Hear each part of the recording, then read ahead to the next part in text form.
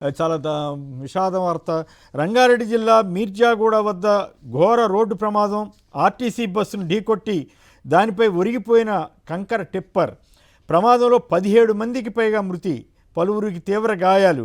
కంకర మొత్తం బస్సులోకి వెళ్లడంతో కూరుకుపోయిన ప్రయాణికులు, కంకర కూరుకుపోయిన వారిని వెలికితీస్తున్న స్థానికులు, తీవ్రంగా గాయపడ్డవారు ఆసుపత్రికి తరలింపు. మహిళకు సిపిఆర్ చేసి ప్రాణాలు కాపాడిన స్థానికులు, వైద్య సిబ్బంది. ఘటనా స్థలంలో కొనసాగుతున్న సహాయ చర్యలు. ప్రమాద సమయంలో బస్సులో 70 మంది ప్రయాణికులు. బస్సులో ఎక్కువగా విద్యార్థులు, ఉద్యోగులు ఉన్నట్లు సమాచారం. ఆదివారం సెలవు కావడంతో ఇళ్లకు వెళ్ళి తిరిగి నగరానికి వస్తుండగా ఘటన. రోడ్డు ప్రమాదంతో హైదరాబాద్ బీజాపూర్ హైవేపై భారీగా ట్రాఫిక్ జామ్. చేవెళ్ల వికారాబాద్ రూట్లో పెద్ద ఎత్తున నిలిచిపోయిన వాహనాలు. ఇది చాలా ఏమిటో, ఈ దురదృష్టవశాత్తు మొన్న కర్నూలు దగ్గర జరిగింది ఒక దారుణమైన యాక్సిడెంట్. అయితే ఇక్కడ రంగారెడ్డి జిల్లా చేవెళ్ళ దగ్గర జరిగినటువంటి ఘటనలో 17 మంది మరణించడం చాలా అత్యంత దురదృష్టకరం. దీనిపై సాక్షి ప్రతినిధి విక్రమ్ లైన్లో ఉన్నారు. విక్రమ్, చెప్పండి, ఏమిటి ఈ ప్రమాదం ఎట్లా జరిగింది, ఏమిటి వచ్చిన వాళ్ళలో ఎంతమంది మహిళలు, చనిపోయిన వాళ్ళలో ఎంతమంది మహిళలు ఉన్నారు, ఎంతమంది పిల్లలు ఉన్నారు, అసలు ఈ ప్రమాదానికి కారణం ఏమిటి? శ్రీనివాసరావు గారు, మనం చూసుకోవచ్చు, రోడ్డు ప్రమాదానికి సంబంధించి చేవెళ్ల నుంచి వికారాబాద్ మధ్యలో జరిగిన ఘోర రోడ్డు ప్రమాదంలో 17 మంది చనిపోయినట్టు ప్రాథమికంగా తెలుస్తుంది. ఆ కంకర మొత్తం బస్సులో పడడంతో ఆ కంకర కింద ఇంకా ఎంతమంది ఉన్నారని తెలియాల్సి ఉంది. ఇంకా సహాయక చర్యలు అయితే కొనసాగుతున్న పరిస్థితి అవుతుంది.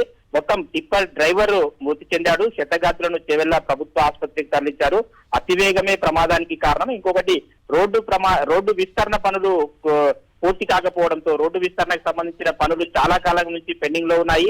దానికి సంబంధించిన అనుమతులు రాకపోవడంతో రోడ్డు విస్తరణ పనులు కావడం లేదు. దీంతో అతివేగము, రోడ్డు విస్తరణ పనులు కాకపోవడం, రెండింటి కారణంగానే ఈ ప్రమాదం జరిగినట్టు స్పష్టంగా అర్థమవుతుంది.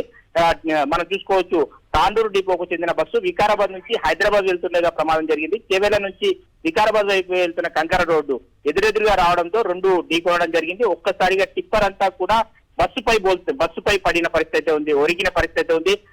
ఆ టిప్పర్ లో ఉన్న కంకర అంతా కూడా బస్సులో పడింది. ఆ టిప్పర్ లో ఉన్న కంకర కుప్పంతా కూడా ఒక్కసారిగా బస్సులో పడడంతో ఆ టిప్పర్ ఢీకొనడం ఒకవైపు, మరోవైపు టిప్పర్ లో ఉన్న కంకర అంతా కూడా బస్సులో పడడం మరోవైపు. దీంతో క్షతగాతుల సంఖ్య పెరిగిందని చెప్పుకోవచ్చు. కంకర అంతా కూడా బస్సులో ఉన్న వారి అందరికీ కూడా తగిలింది. మరోవైపు కొంతమంది ఆ కంకర కుప్పలో కూరుకుపోయిన పరిస్థితి ఉంది. క్షతగాతులను తీసేందుకు సహాయక చర్యలు అయితే కొనసాగుతున్నాయి. సహాయక చర్యలు జరుగుతుండగా సిఐ కూడా గాయాలయ్యాయి. సిఐ పైకి జేసీబీ ఎక్కింది. ఆ సిఐని కూడా ప్రభుత్వ ఆసుపత్రికి తరలించడం జరిగింది.